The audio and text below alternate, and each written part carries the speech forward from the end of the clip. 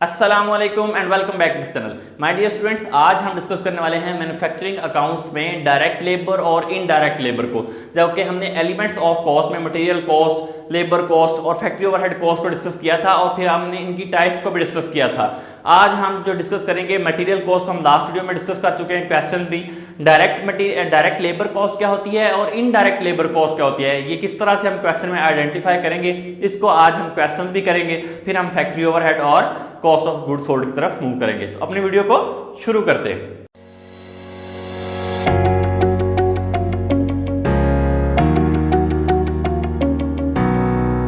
Material cost वाली videos के अंदर हम डिस्कस कर चुके हुए हैं कि डायरेक्ट लेबर कॉस्ट और इनडायरेक्ट लेबर कॉस्ट कौन सी होती है। डायरेक्ट लेबर कॉस्ट वो जो डायरेक्टली चीज को बनाने में यूज हो रही होती है, और इनडायरेक्टली लेबर वो होती है जो डायरेक्टली तो उस प्रोडक्ट को नहीं बना रही होती, लेकिन फैक्ट्री के अंदर बहुत सारे वर्कर काम कर रहे होते हैं। जस्ट लाइक क्लीनर काम कर रहा होता है, मशीन को क्लीन करना का किसी का काम है, ये ठीक है। फैक्ट्री के अंदर डिफरेंट जो अदर काम हो रहे होते हैं उसके लिए इनडायरेक्ट लेबर यूज हो रही होती है।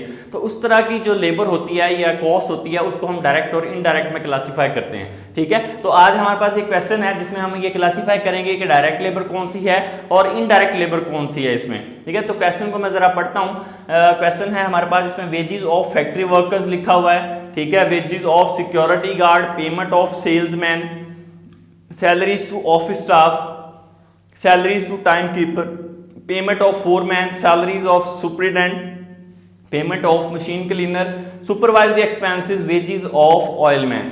ये कुछ चीजें हैं। अब हमने इसमें से आइडेंटिफाई करना है कि which one is the direct labour and which one is the indirect labour cost, ठीक है। तो इसको आइडेंटिफाई करने के लिए हमने यहाँ पे इस क्वेश्चन को सॉल्व भी किया है। सबसे पहले हमने लिखा है calculation of direct and indirect labour. ये छोटे छोटे क्वेश्चन हैं जो पार्ट्स की सूरत में 3 मार्क्स 4 मार्क्स में आपको क्वेश्चन आ सकते हैं, ठीक है। फिर जब ये सब हम कंप्लीट कर लेंगे तो फिर कॉस्ट ऑफ गुड्स सोल्ड को करना हमारे लिए आसान हो जाएगा। इस वीडियो के अंदर हम इसको भी करेंगे और हम जो है वो टाइप्स ऑफ कॉस्ट या डिविजन्स ऑफ कॉस्ट देखेंगे कि डायरेक्ट लेबर को अगर मटेरियल कॉस्ट के साथ मिला दिया जाए तो क्या बनता है, ठीक है। फैक्ट्री ओवरहेड कॉस्ट के साथ मिला दिया जाए तो क्या बनता है, इसको भी हम इसी वीडियो में डिस्कस करने वाले हैं। तो सबसे पहले हमारे पास है वेजेस ऑफ वर्कर्स, ठीक है। यहां से हमने देखा वेजेस ऑफ फैक्ट्री वर्कर्स हैं। अब वेजेस ऑफ फैक्ट्री वर्कर्स का क्या मतलब है, जो फैक्ट्री के अंदर लोग काम कर रहे हैं, जो उस प्रोडक्ट को बनाने के लिए डायरेक्टली रोल प्ले कर रहे होंगे, ठीक है। तो उसको हम क्या कहते हैं कि ये फैक्ट्री के जो वेजेस हैं, वेजेस का जहां भी वर्ड आ जाता है तो नॉर्मली उससे जो है हम डायरेक्ट लेबर ही जो है वो सपोज कर रहे होते हैं। तो वेजेस ऑफ फैक्ट्री वर्कर 25,000, ये मैंने यहाँ पे डायरेक्ट लेबर के अंदर लिख दिया है क्योंकि वेजेस हैं फैक्ट्री वर्कर जो फैक्ट्री के अंदर काम कर रहे हैं, ठीक है। वो ऑब्वियसली वो प्रोडक्ट को बनाने के लिए वहां पे मौजूद हैं। फिर नेक्स्ट हमारे पास है वेजेस ऑफ सिक्योरिटी गार्ड। अब ये जो सिक्योरिटी गार्ड के वेजेस हैं, ठीक है, अब ये वो वेजेस हैं जो कि प्रोडक्ट को डायरेक्टली तो नहीं बना रहे, लेकिन फैक्ट्री के अंदर गार्ड की भी जरूरत है, ठीक है, कि वो उसकी हिफाजत करे, उसके मटेरियल की हिफाजत करे। तो अब ये लेबर तो है, ठीक है, लेकिन इसकी कॉस्ट भी हम प्रोडक्ट के अंदर शामिल करते हैं, लेकिन ये क्या है, इनडायरेक्ट लेबर है। इनडायरेक्टली उसका इंपैक्ट हो रहा है उसकी कॉस्ट पे, तो हमने इसको इनडायरेक्ट लेबर में लिख दिया, ठीक है। उसके बाद हमारे पास है पेमेंट ऑफ सेल्समैन। अच्छा, अब ये पेमेंट ऑफ सेल्समैन कौन होता है, जो प्रोडक्ट को लेके जाता है, जाके बाहर सेल करता है, ठीक है।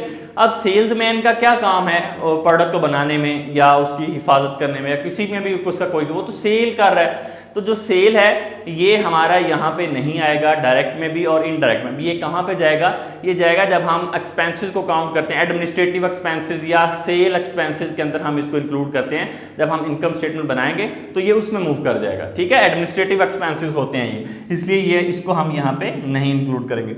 सैलरीज ऑफ ऑफिस स्टाफ की जो सैलरीज हैं, अब ये जो ऑफिस स्टाफ होता है वो एडमिनिस्ट्रेशन के दूसरे कामों को देख रहा होता है, फैक्ट्री में उसका कोई रोल प्ले नहीं हो रहा होता, ठीक है। तो ऑफिस स्टाफ भी हमारा जो है वो प्रोडक्ट को बनाने में डायरेक्टली कोई रोल प्ले नहीं करता, इसलिए इसको भी हम क्रॉस लगा देंगे।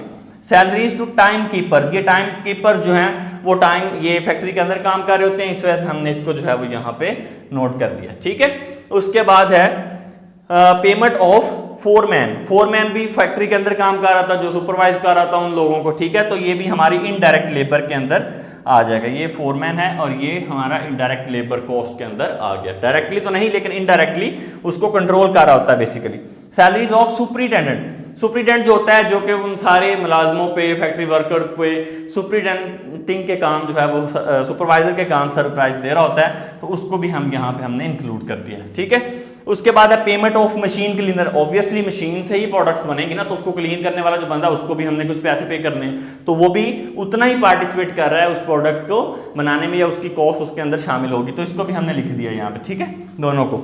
ओके, उसके बाद है हमारे पास सुपरवाइजरी एक्सपेंसेस। सुपरवाइजरी एक्सपेंसेस, आपने एक सुपरवाइजर भी हायर किया होगा जो सारे फैक्ट्री वर्कर्स को स्मूथ काम में उसको चेक एंड बैलेंस रख रहा होगा, ठीक है। तो ऑब्वियसली जब भी हम प्रोडक्ट बनाते हैं तो उसकी प्रोडक्ट की कॉस्ट में उसकी कॉस्ट भी शामिल होती है, इनडायरेक्ट कॉस्ट इसको हम बोलते हैं, तो ये भी हमारे यहाँ पर आ जाएंगे सुपरवाइजरी एक्सपेंसेस। फिर wages of oil man, wages of oil man भी हमारा जो है वो यहाँ पर आ जाएगा। अच्छा, अब ये वेजेस ऑफ ऑयल मैन क्या है कि जो फैक्ट्री के अंदर जो काम करने वाले लोग हैं, या जिसको कह लें कि ऑयल मैन, जो भी ऑयल के जितने भी फंडामेंटल्स हैं उसको सर अंजाम दे रहा है कि फैक्ट्री के अंदर मशीन को ऑयल चाहिए, उसके लिए वो बंदोबस्त करता है, उसको अरेंजमेंट्स करता है बेसिकली।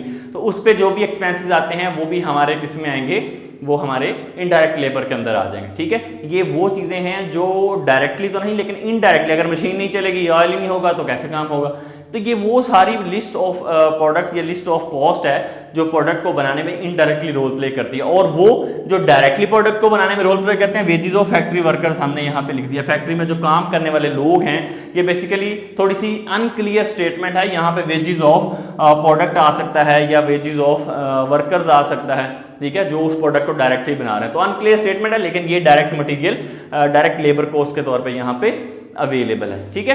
तो अब हम इसको जो है वो वाइंड अप करते हैं। ये हमारा क्वेश्चन यहाँ पे कंप्लीट हो गया है, आपने इसका टोटल कर लेना, जस्ट आइडेंटिफाई ही करना है कि कौन सी कॉस्ट जो है वो हमारी डायरेक्ट लेबर कॉस्ट है और कौन सी जो है वो हमारी इनडायरेक्ट लेबर कॉस्ट है। तो इसके बाद हम एक और क्वेश्चन करते हैं इसका, ताकि आपको और ज़्यादा क्लैरिटी से अंडरस्टैंडिंग हो जाए।